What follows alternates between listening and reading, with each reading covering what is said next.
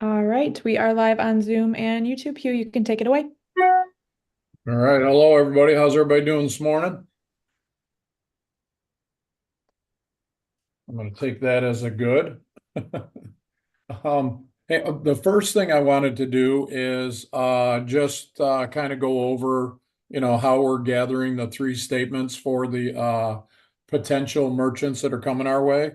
A lot of the things that are showing up in the DAC portal where they're entering their information, we're still getting a tremendous amount of bank statements. We don't need bank statements. We need merchant processing statements.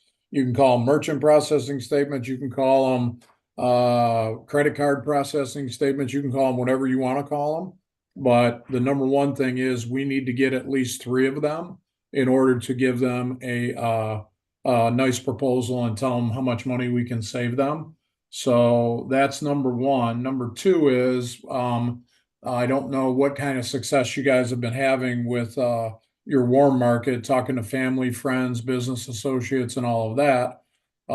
So on those notes, we just want to kind of figure out if they don't, obviously they don't carry their statements around with them.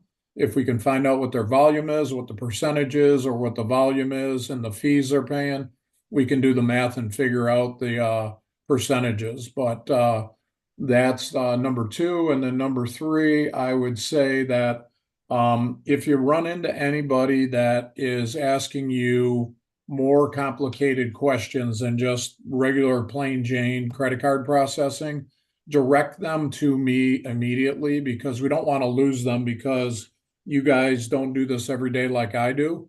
So in those cases where they're talking about in a retail setting, a POS system or a super duper terminal or something like that, or a mobile terminal or a mobile app, direct them my way so that we don't confuse them and we can have a lot better success rate that way. So really every week, that's pretty much what I'm going to emphasize. I don't have to get into too much of how we evaluate an account. Pretty much what's going to happen is they're going to come in as a low risk industry client or a high risk industry client. And from there, we will propose solutions. But one nice thing about doing the dual pricing is that when we're giving them an option to pay with cash or check versus a card, whether that be debit or credit, that when we move to that side of things, that saves the company 100% of their processing fees. There are a few little tiny fees that get passed on to the merchant that they have to pay, but it's not any more than like 25 bucks a month. So that's what I've got for this week. If we've got any questions, I'll open it up for that now and I'll let Morgan let the questions come in. If you guys have them, we can answer them and we can go from there.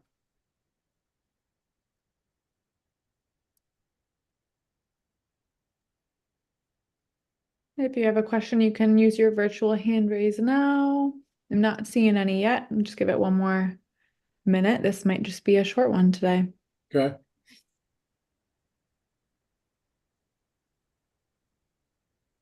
Yep, not seeing any hands up, Hugh. Let me ask one more question. Anybody that's on the call, are you working on any particular deal as of right now that I might be able to give you some help with right here? I see Harlequin has a question. Harlequin, you can go ahead and unmute yourself. Hey Hugh, Hello there. How are you? I'm doing fabulous. How about yourself? Everything's good. Sunny in Michigan. It's sunny in Atlanta as well. So that's always Always sunny in good. Atlanta. No, it's not. But fortunately, it's not super hot today. My question is this: could you do me a favor? And if you were to go walking into a retail store, how would you start the conversation with them? Is it a store that you go into regularly or is it just going in blind? Going in blind. I would say, first of all, you want to evaluate who you're speaking with. If they're just an employee or they're a manager or they're the owner, I always start with, hey, that's a nice system you have there. Like if they've got their credit card, which they'll have their credit card processing system right in front of you when you're in any retail location.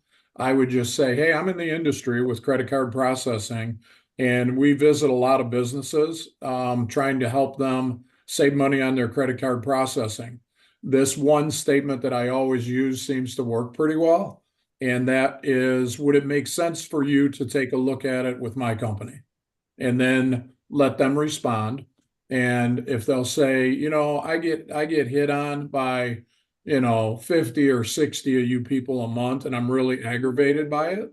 So I really don't want to talk to you about it. You'll get that kind of reaction, or you'll get people that'll flat out tell you, you can get out of my store. I don't want to talk to you, because they do get hammered a lot. So I always say, hey, I would love for you to never have to, talk to any of us anymore. And the best way for me to do that is to put the best program together for you, whether it's on the traditional side by lowering your rates, or by hooking you up and putting you into a dual pricing scenario where you don't pay anything.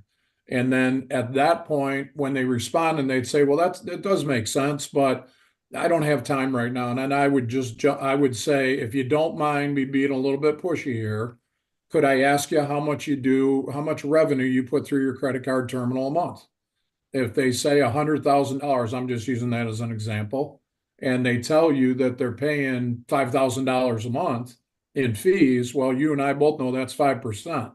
Well, you're based on those numbers that you gave me, sir or ma'am, you're overpaying, and we should take a look at your current situation to save you the money. And we're not going to be ignorant in the fact that we're going to give you pricing that's kind of okay. We're going to give you pricing that's dynamite, so that when the next Hugh walks in there, the next Harlequin walks in there, you can say, you can show them everything I'm going to show you. You can show them the statement, have a statement ready to go, and just go, there it is. And at that point, if they're good or if they're experienced in the industry, and they'll look and they'll go, oh, you're doing dual pricing, so you're not paying anything. Well, you can't beat zero. So that's the number one thing. If they don't choose to go to a dual pricing program, then we'll get them down low as low can go on a traditional side, so that the next competitor that comes in and says, well, I can beat it. And if they tell them, hey, we're at X percentage, or we're at this plus these basis points, then you can be very, very competitive. But I try to be as nice and as friendly. I kind of mirror what the way people treat me, I'll treat them exactly the same. So if they start coming at you and throwing all kinds of swearing and F bombs and this and that, and you guys are this and you guys are that, and I'll say, hey, sounds like you're very frustrated. Take a minute. And if you got time right now, why don't you go grab one of your statements? I'll tell you in 5 minutes what I can do for you. And then you're going to get the volume, you're going to get the fees that they're paying, and you'll know overall effective rate. If it's north of 3.5%, 4%, we can absolutely help them. Some merchants out there got great deals. And I tell them at that point, hey, if you got a great deal, I'm gonna just tell you got a great deal. And you can't beat zero. So if you want to get on that type of a program with me, then I know nobody's going to beat that. So those are just some of the tidbits that I would tell them. Okay. Yeah, I also have the personal experience of working. I used to work part-time in a retail interior design company Mhm. that went with dual pricing. Gosh, it was 5, 6 years ago. Yeah. So they were an early adopter. So I can give them experience, firsthand experience of how customers handled that. Yeah. And I mean, we, for the audience here, for a company that you work for, how was it received? I think it's probably pretty positive, right? yeah, for the most part, people were okay with it. Some of them, they wanted, they were like, oh, well, I want my points, so I'm just going to go ahead and pay with my credit card. Right. Some of them got upset and we waived the fee and we said, hey, next time, just bring cash if you want to avoid the fee. And we had one customer who she dealt with some high-end clients where, she would have a $10,000 bill Hmm. and she would bring cash in a little bag and they'd take it into the back room and count it out. Right. But for the most part, people were okay with it. And Yeah. And because and in wherever we are in the United States, I mean, it's becoming the way that people are doing it. That you get a lot of people that are very hesitant about being the first ones to do it in town. But, I mean, the worst case scenario is you get started with it, it's not working for your clientele, and you're getting a lot of bickering and everything. Then we just switch them over to traditional. It's a reprogram and you're done. yeah, But that I can tell you, I I have not had to go from dual pricing back to traditional on any of my accounts. I have had to go from traditional, starting them out, to dual pricing because, somebody down the road starts doing it, or they kind of test market it. When you're doing a traditional program, I throw that out at people every once in a while too and say, do you think it will work? And they'll say, I think my customers would go nuts. I go, all right, well, the next 5 people that walk in here while I'm here, if it's a busy store, ask them, hey, if we assess I would say, tell them we're going to use the gas station model on credit cards, where if you pay with cash, no fee, check, no fee, but if you use a card, you're going to get charged 4%, and see what they say. And people will kind of look at you, whatever, kind of different and say, well, I really don't want to pay it, but I do love my points, so I'm going to pay them. If I'm getting 3% back on points, I'm paying you 4. It's a net difference of 1. I'm not that concerned about, $1 on $100 purchase. yeah. Well, in this particular case, like I said, some of the bills were in the thousands and some tens of thousands of dollars. So it Yeah. was a higher amount. But I've also the group that I watch football games with, we go to a restaurant that is also doing the dual pricing. And I can guarantee you 9 out of 10 customers don't even notice that it's on there.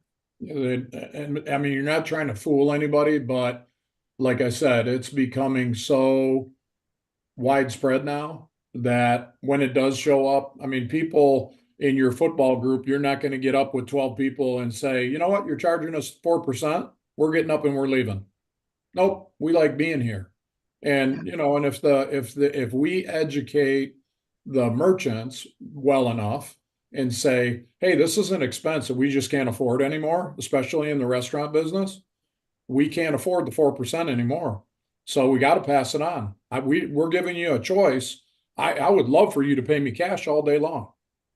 Then I don't have to pay any fees, and we pay cash, we put it in there, and that's the way we go. It's just it's a more I don't know, it's a choice by the merchant, but it's more of an education from the merchant standpoint to their customers, their card holders, to say, I'm not jamming this down your throat, which, in a surcharging environment, it's kind of an all or nothing because you are assessing a 3% fee maximum. That's the rule on the surcharging side, but on the dual pricing side, you can go as high as you want, but we never recommend more than 4% because 4% pretty much covers every kind of card that's going to walk through your door. You might get an American Express black card that you could buy a house with.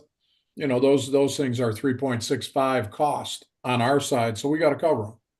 So you never know when you're going to get them, and it's I don't know, it's a different world, but I don't know, just be polite and tell them, hey, I know you really aren't too excited about doing this, but if you get somebody that's really interested in that on the spot, feel free to give me a call on my cell phone, and I'll help out any way I can to get them, to do it. But if they're just flat out, you know, if they are interested, let's get them on a call and we can talk to them. But if they're, telling you, don't waste my time, I don't want to do it, whatever, you got to move on. Yeah. Okay. Well, thank you very much. I appreciate it. All righty. I don't know if we have any more there. We do. We have two more questions. Okay. Ellen, Wynn, you can go ahead and unmute yourself. Hey, Hugh, we really appreciate your time each week. Nope. Quick question on to reiterate and confirm documents needed. I have a business he's been in business 10 or 15 years and he's never taken credit cards. So he would be a new processor. What do we need to get from him to get him started? He's doing about 25,000 a month in sales. What kind of business is he, Ellen? He is in landscaping, but it's not seasonal because he does treatment and different things, but he has something that he does every month. Yeah, I mean, pretty much on that one, if you already know he's doing 25,000, what I would present to him is say, hey, if you go with a traditional, regular, merchant account with not the dual pricing model, and you go with $25,000 times, 3.5%, you're going to be paying 875 a month if you go with that type of program times 12, you're going to be at 10,500. At that point, I would tell him, hey, with the way credit card processing is going, I can make that 875 go away. So I can get you an account so that when you're in front of your customers, you can say to them, you can, if you would like, to have a program that you give your customers the option. You can pay me right now. He's taking cash or check or Venmo or PayPal or whatever he's doing, and Correct.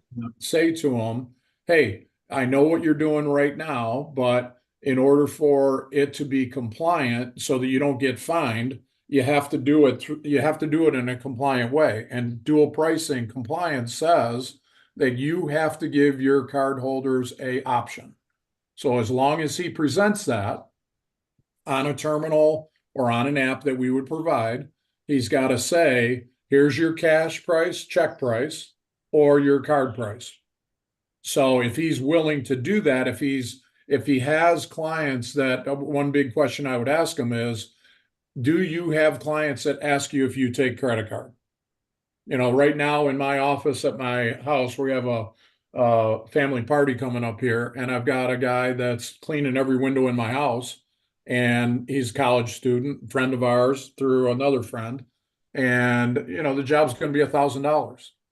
And I said, do you take credit card? And he goes, I haven't yet, but he's a college student that only does it 6 months out of the year.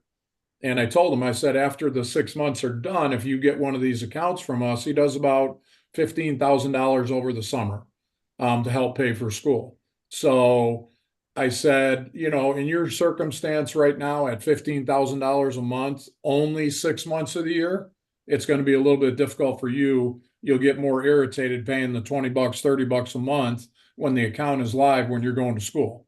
So, but for your guy, just tell them, hey, you know what? You're with a regular credit card processing, all your customers paid with cards, you'd be looking at 875, 900 a month.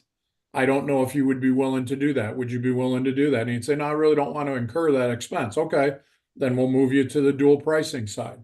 If he says yes, then what we would need from him is basically, then in that circumstance, Ellen, the bank would probably ask for his business bank statements last 3 months, or they ask for both, business and personal. They just want to see for the last 90 days what the cash flow is. And that's what the banks will evaluate him on, because they know that, a landscaper is a low risk deal. So that's pretty much how they will respond to that. They're going to ask for driver's license. They're going to ask for, if he's got a business, he's going to have a tax ID, his social security, all that stuff, which will show up on the application, date of birth, all that kind of stuff. So Got it. we can get them done. When they don't have it, we've just got to guesstimate how much revenue or how much credit card processing volume they're going to do. Because when we present it to the bank, that's what they look at. And they're saying, okay, this is a brand new guy. He's in a low risk industry, and he's been in business for 10 years, and he's been taking nothing but cash and checks. And they will generally, those get approved really quickly. Yeah, and moving him to this, I know he would do the dual pricing and give the option for the ACH payment.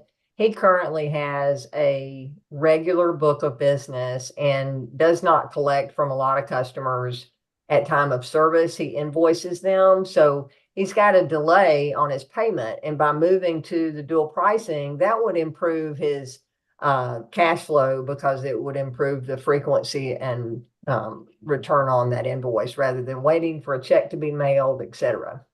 Absolutely, it'll speed it up, and he can, in certain circumstances, probably when he's brand new, not so much, but when he's on the water for a couple of months, and he's clean and no chargebacks and all that good stuff, then we can move him to same day funding. He's got to pay an extra $5 a month, but whatever he does on Monday, it gets batched out. Batched out is a term which means basically settling the money in the account that he will get that same day, but it's an extra $5.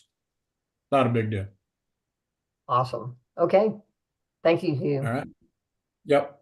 All right, we've got Barbara Williams. You can go ahead and unmute yourself.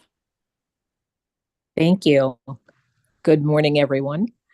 And Hugh, Hey, thank Barbara. you so much. Hey, I have a question regarding individuals that are out of country. Now, I know we're in Canada.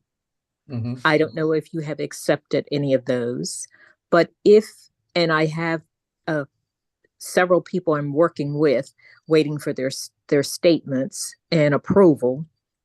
So if I am approached with someone out of country, are you capable, or are we compliant wise able to do that? Because I know there's a lot involved with merchandise being sold back and forth. So where would we fit in with that? Would they be doing it through they're obviously they'd be doing it, over the phone or through a website, or do they have a website? They have a website. Okay. Basically, what you would do in that circumstance is you would set them up with a US based merchant account Uh-huh. that they would have to have an address in the United States, because the way that websites work and the way that credit card processing works, like if you've ever been on vacation out of the country, I go to Mexico every year, and it converts whatever I spend there into USD, right? So Mm-hmm. it would be the same thing with a merchant account, but you are correct that the merchant accounts out of country are 10 times more difficult to get done. Okay. They're just, so from your standpoint, somebody tells you, yeah, I've got a website and I'm selling this widget and I'm doing 2,000 a month. Tell them to do it in country, wherever they are. Okay. In Because it's their not, country. yeah, in their country. It's not worth our Okay. time. Got you. And what about the one in Canada? Canada, we can do. It depends Mhm. again on risk. They're more, it's kind of crazy. Canada is a different animal to where all of us selling credit card processing in the US, we can go after any account in the country, and and there's no rules about going after that as a competitor. In Canada, some of Mhm. the banks have a competitive rule that they say, hey, if they're already with Toronto Dominion and you're going Yeah. after it, you can't go after it. They're Uh, staying with us. So I've done them, and I do have accounts in Canada, but I don't know how big they are. I would always evaluate, if somebody tells you I'm doing $10 million a month and I want you to do my merchant account, we'll make it happen. If they're mhm. doing $200, $300, $400 a month, no. The 25 hours it would take to get the darn thing done and get them, because you got to have an address in Canada, you got to have an address here, whatever, depending on what you got to do, all the incorporation documents, all of the KYC that we got to do. The Yes. KYC stands for Know Your Customer. Yes. Mhm. We have solutions if it's valuable enough, but I'm going to tell you, stick to the US if you can. Okay. I just wanted to know, because if I am approached and I do have contacts, I wanted to know how to go about it. I do not just want to turn someone away. I would in that situation, Okay. I would stay away from brand new startups. But Mm-hmm. if they're existing, say, grab me your statements that you're doing right now, whatever part of Canada you're in. Let's take a look at them. I'll send in my Canadian guys and say, what can we do? Okay. Sounds great. That's a win. Thank you. Thank you. All right, it looks like we have Harlequin's hand up again. You can go ahead and unmute yourself. Hey, Hugh. Hey. Um, you made a comment about dual pricing versus surcharge. Can you explain the difference on that? Surcharging will always end up, let's take a restaurant.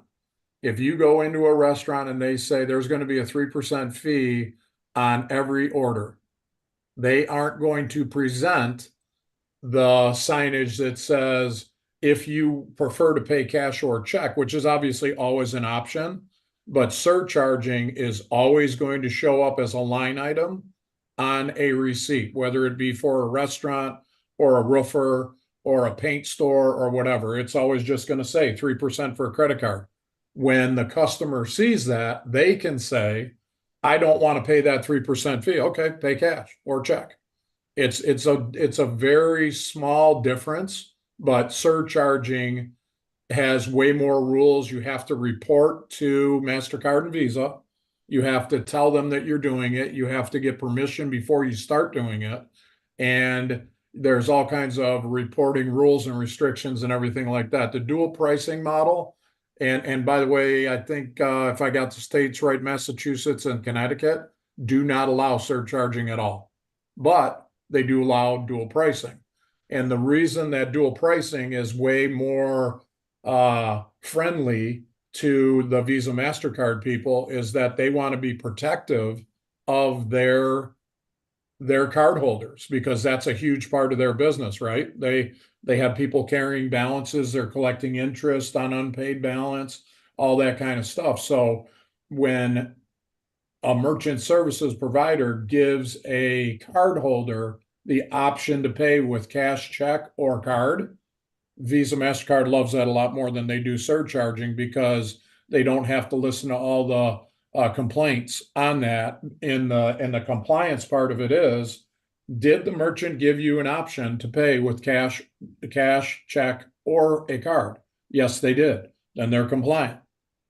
So it's a subtle difference. And then the big difference is that the 3% is the maximum amount that surcharging can charge.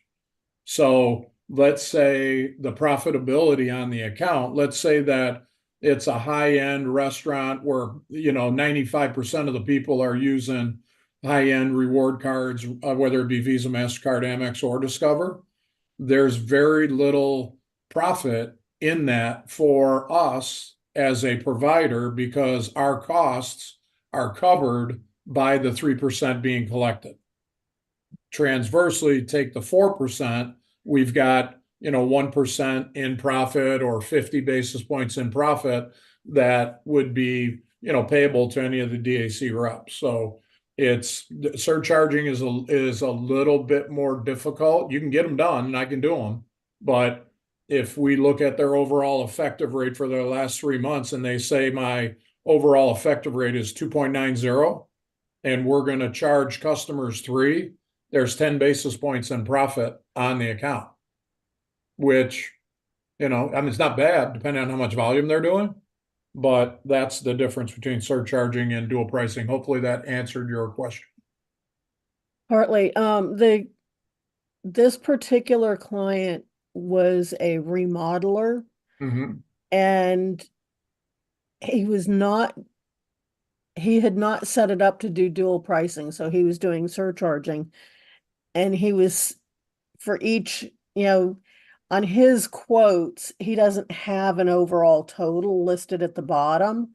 Mm-hmm. He basically goes in for, the client can choose, okay, for the kitchen, I wanted to choose granite versus, some other type of counter. Mm-hmm. So he would put it in as each line item what the extra cost would be. Mm-hmm. So in that, how would you handle something in that case? Are you talking surcharging or dual pricing? Well, I didn't know what the difference was. So I'm guessing that he's doing surcharging because it's not set up through his credit card company. Right, But I also know he probably did not notify the credit card companies that he was doing it and right. I think Well, he's the thing, charging 5%. here's the distinction that you have to make sure he understands. If I am him and I'm remodeling somebody's house and I've got a bill that I'm charging them $10,000, right? And I am doing it manually by myself. I'm just doing it. I'm Mhm. telling you that I'm covering my credit card charges and I choose to use 3%. He may call it surcharging, but he's not on a true surcharging reporting to Visa and MasterCard that he's doing it.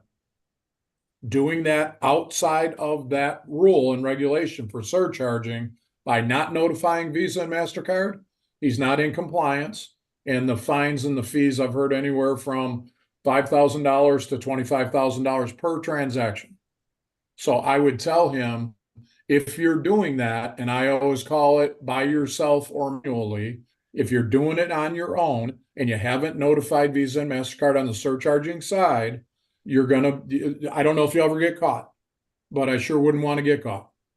So that's on that side where he's just doing it manually because these guys go around, these contractors are sitting around, having a beer with all their friends that are in the industry and they go, oh, heck yeah, I charge 3%, I charge 5%, I charge 4%. Those guys are all doing it on their own. They don't have a compliant terminal. They don't have a compliant website. They don't have a compliant way to process it on a point of sale system. They're just doing it. Some of these guys that have Square and they have PayPal and they have all these things out there, Stripe and all those. Stripe and PayPal are fine with it, but they're going, PayPal and Stripe say, you do what you want to do. We're providing you a merchant account, which is kind of dangerous. You got to be careful. You could search out on the internet and say, what's the difference between surcharging and dual pricing? You'll find 5,000 websites that'll explain it. But the big difference is on surcharging, you're not giving them an option. If they choose not to pay it and just hand you cash, that's their prerogative. But on dual pricing, I am upfront telling you cash and credit or cash and checks are free. And if you pay me with a credit card or a debit card, you're going to pay me 4%. And in some states, there's rules that you can't even do it on debit. So you gotta understand your state. And I don't generally get into that. I'll say, if you're concerned about the rules, the laws, because I'm not going to be the guy to tell you that, hey, you can do it, and then something goes wrong and they say, you told me you could do it. I don't do that. Okay, thank you. Yep. But I got to get rolling here, gang. I don't know if we have any more questions there, Morgan. Are we all good? We have one more, but I can have them send it into support. That's all right. If it's a quick one, I can hit it. Go ahead. All right, go ahead, Christopher. You can unmute yourself. Hugh, real quick, car Yes, sir. washes. Their facilitate? car washes are depending on how they do it. If they have an outside, I have one local here to me that you stick your credit card into a kind of an overhang kiosk looking thing. Generally, when you have those types of places, they're totally integrated with the equipment and the hardware that they bought in the whole car wash system. Very difficult to get around that because obviously when you got a car wash, you're going, 1 through 50 in an hour.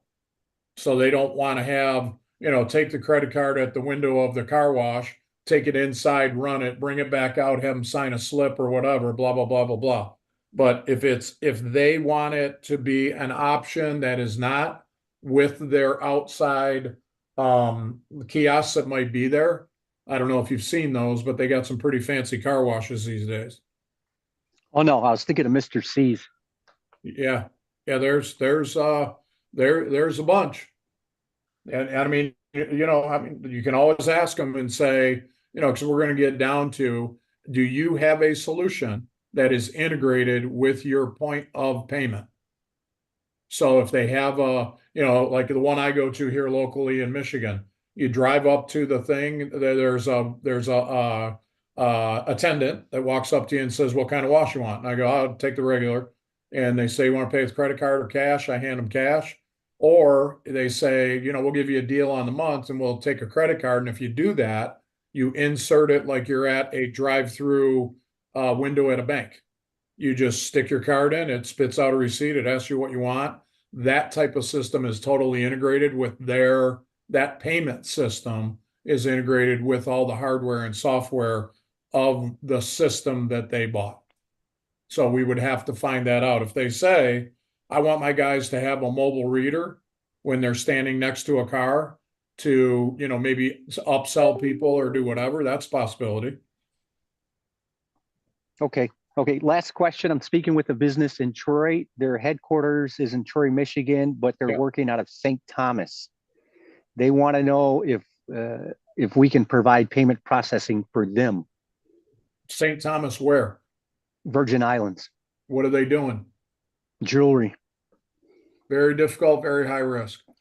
Okay. That's all I needed to hear. We can do it, but anytime any of you guys are evaluating an account, picture yourself in St. Thomas buying something as you're getting on your cruise ship and you get on the boat and you say, man, this is a beautiful ring. I just spent $5,000 on it, but it's got a dark spot in the diamond. And you get on and you call your bank and go, man, this guy sold me a junked up diamond, blah, blah, blah, blah, blah.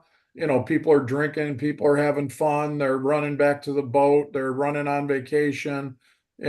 Just picture yourself in the worst scenario and say, do you think that is, a high risk category?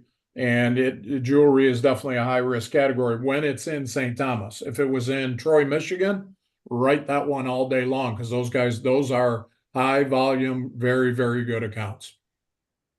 Okay. Thank you, Hugh. All right. Thanks.